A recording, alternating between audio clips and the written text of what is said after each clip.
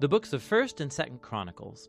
While they're two separate books in our Bibles, that division is not original. Due to scroll length, the book was divided in two, but it was written as one book with one coherent storyline. Now, in our English Bibles, Chronicles comes after the books of Samuel and Kings, and most of Chronicles is actually repeat content from those books. And so most modern readers, when they come to Chronicles, they think, wait a minute, I just read all of this, and so they skip it.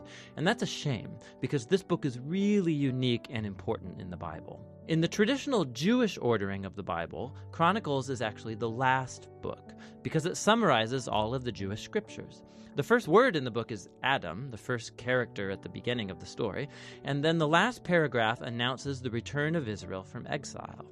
Now, we don't know who wrote this book, but we can tell from details within it, it was produced by somebody who lived a couple hundred years after the Israelites returned from the Babylonian exile. Now, for this author, Jerusalem and the temple were rebuilt some time ago, and as we learned from Ezra and Nehemiah, things were not going well. The great prophetic hope was that the city and the temple would be rebuilt, that God would come to live among his people, the Messianic king would come, and all the nations would come live under his peaceful rule, and none of that has happened. And so the author of Chronicles has reshaped these stories of David and Solomon and the kings of the past in order to provide a message of hope for the future. And we'll see that he's designed this book to emphasize two clear themes. First, the hope of the coming Messianic king, and second, the hope for a new temple. Let's just dive in and you'll see these themes all over the book. 1 Chronicles begins with 9 chapters of genealogies, long lists of names. And you'll read these and think that this is kind of boring, and that may be true for you, but actually they're very, very important. The author is summarizing here the whole storyline of the Old Testament by naming all of the key characters in the stories. And as he does so, he shapes the genealogies to emphasize 2 key lineages. First is the line of the promised Messianic king. So lots of space is dedicated to tracing the line of Judah that led all the way to King David, to whom the Messianic promise was given. And then from David, the author traces that line up into his own day. The other family line that receives lots of attention here is that of the priesthood, the descendants of Aaron, who, of course, served in the temple.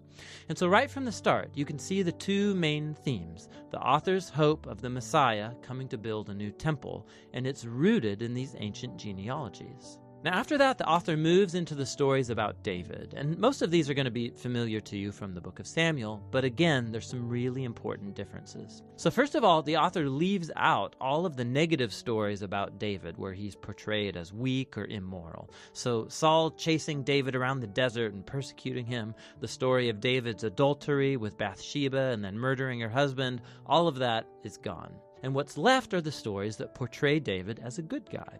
And not only that, there's also new additional material that you won't find in the book of Samuel that shows David in a very positive light. So there's a large block of chapters where David makes preparations for the temple. He arranges resources and builders and Levites and choirs. And not only that, the author also portrays David as a Moses-like figure. God gives David plans for building the temple just as he gave plans to Moses for building the tabernacle. So why all this new material about David? The author's not trying to hide David's flaws. He knows that anybody can go read about them in the book of Samuel. Rather, he's trying to portray David as the ideal king in order to make him an image or a type of the future Messiah from the line of David. It's very similar to how Jeremiah or Ezekiel spoke of the coming Messiah as a new David. This is most clear in how the author retells the story of God's covenant promise to David in 1 Chronicles 17. When you compare this story with its parallel in 2 Samuel 7, you'll see that the author of Chronicles is highlighting that neither David, nor Solomon, nor any of the kings from his line were the Messianic king, and that when the Messiah does come, he will be a king like David. And so for this author, these stories about David from the past are what sustain his hope for the future. After David dies, we move into 2 Chronicles, which focuses on the kings that lived in Jerusalem.